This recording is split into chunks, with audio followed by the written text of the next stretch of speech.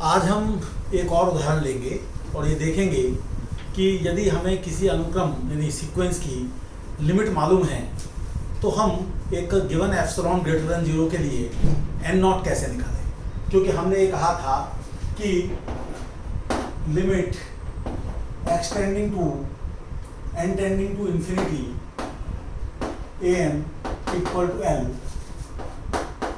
तभी और केवल तभी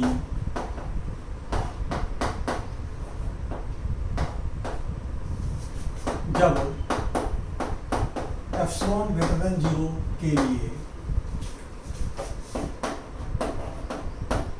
एन नॉट जो कि एक नेचुरल नंबर है का अस्तित्व हो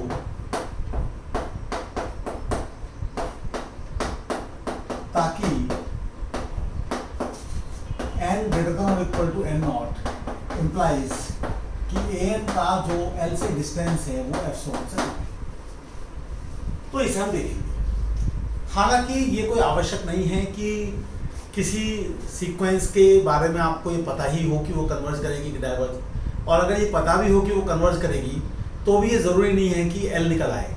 हालांकि आप कई बार एल को बड़ी आसानी से निकाल सकते हैं। जैसे हमने एक एग्जांपल लिया था A N is equal to N plus 1 upon N, और हमने उसमें ये टेस्ट किया था कि क्या इसकी लिमिट 1 है, क्या इसकी लिमिट 0.98 है, क्या इसकी लिमिट 1.03 है।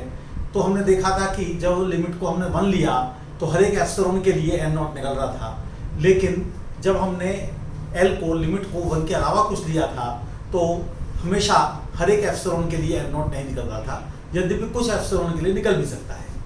तो ये हम कैसे पहुंचे कि इसकी लिमिट एन है, तो हम इसे देख सकते हैं। लिमिट 1 के लिए आप ये देखिए कि जैसे ये आपके पास है तो ये एक अलजेब्राइक फंक्शन है एन में, तो इसके लिए जो डिनोमिनेटर है उसकी मैक्सिमम पावर n से हम ऊपर नीचे डिवाइड कर देते हैं। तो 1 प्लस 1/n अपॉन 1/n, तो ये हो गया 1 प्लस 0 और नीचे 1 आ गया डिवाइडेड बाई 1 इक्वल। ऐसे ही अगर हमें ये सीक्वेंस दी हुई हो an equal to 3n upon n plus 5n raise to the power half, तो भी हम ये देखेंगे कि जब हम इसकी लिमिट निकालेंगे तो उसके लिए हम n की जो मैक्सिमम पावर है डिनोमिनेटर में 1 उससे ऊपर नीचे डिवाइड करेंगे। तो ऊपर आ जाएगा 3, नीचे आ जाएगा 1 और यहाँ आ जाएगा 5 अपॉन अंडर 5, और ये हमारे पास हो जाएगा 3 अपॉन 1 प्लस 0 3। लेकिन अगर मैं एप्सिलॉन और एन नॉट के मेथड से इसे देखना चाहता हूँ, कोई कह सकता है क्या आवश्यकता है जब निकली गई लिमिट। बात यह है कि जैसे जैसे हम आगे बढ़ेंगे तो अनेक इस प्रकार की प्रमेय अर्थात थ्योरम आएंगी कि जिसमें थ्योरेटिकली हमको हर एक एप्सिलॉन के लिए एक एन नॉट निकाल के दिखाना होगा, तो उसकी थोड़ी प्रैक्टिस होनी चाहिए। तो वो कैसे हम निकालते हैं गिवन एप्सिलॉन के लिए एन नॉट, हमने हालांकि पिछली बार भी थोड़ा देखा था। आज हम इसको थोड़ा और आगे बढ़ाते हुए, थोड़ा और मुश्किल एग्जाम्पल लेते हुए थोड़ा हम इसे देखने का प्रयास करेंगे। तो मेरे पास इस समय जो एन है वो ये आपके सामने दिया हुआ है। तो मैं देखना चाहता हूं कि माना एप्सिलॉन ग्रेटर देन 0 दिया है, एन नॉट ज्ञात करना है।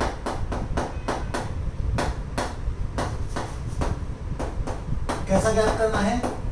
ताकि for all N greater than और इक्वल टू एन नॉट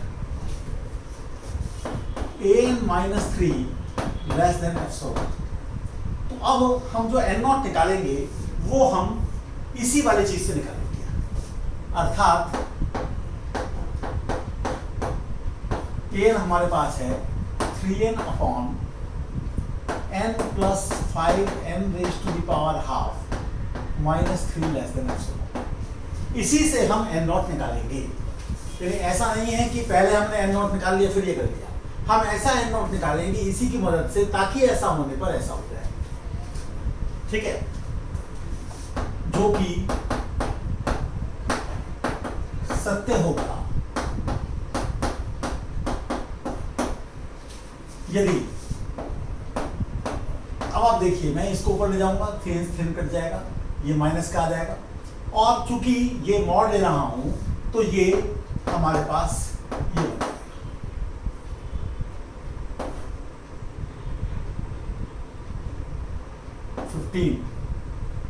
ये 15 हो जाएगा, और 3 से 3 कट जाएगा और नीचे आ जाएगा n plus 5n raise to the half, ये लेस देन एप्सिलॉन।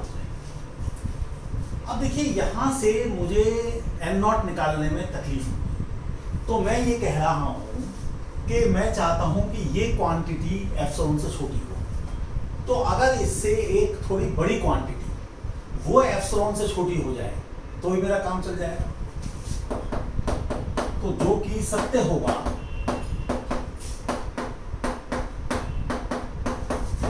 यदि 15n raise to the power half divided bye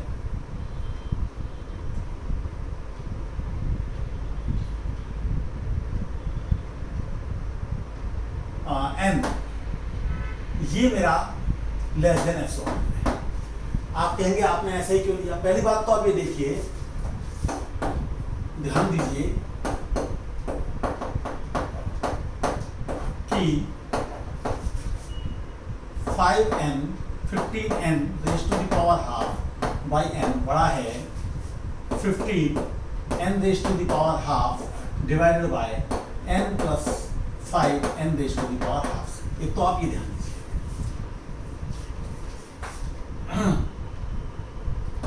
तो अगर मान लो मैं चाहता था कि मेरी जो n है वो ऐसा हो, n नॉट ऐसा हो, और ऐसे n हो n नॉट से बड़े, ताकि ये क्वांटिटी से छोटी हो जाए, तो अगर उससे बड़ी क्वांटिटी भी छोटी हो जाती है इससे, तो इसका मतलब ये है कि वो n नॉट भी काम करेगा। अब यहाँ से हम आगे की तरफ बढ़ जाते हैं।